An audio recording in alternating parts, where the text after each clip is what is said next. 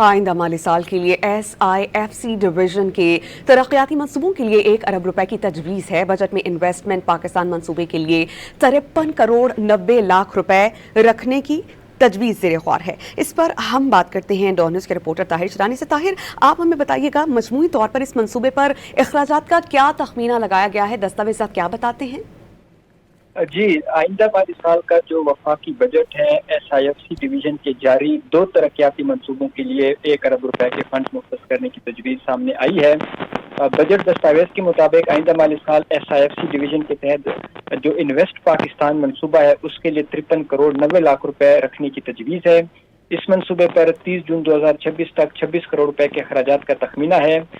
Budget دستاویز کے مطابق وفاقی حکومت کے اداروں کی کیپیسٹی بڑھانے کے منصوبوں کے لیے جو منصوبہ ہے اس کے لیے 46 کروڑ 10 لاکھ روپے مختص کرنے کی تجویز ہے۔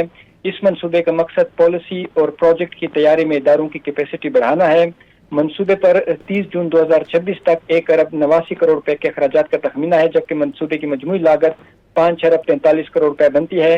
یعنی مجموعی طور پر جو special investment facilitation council division ہے اس کے جو 2 ترقیاتی منصوبے ہیں وہ جاری ہیں اور ان کے لیے 1 ارب روپے مجموعی طور پر مختص کرنے کی تجویز دی گئی ہے۔ طاہر، بہت شکریہ، آپ اس بارے میں ہمیں اپڈیٹ کر رہے تھے۔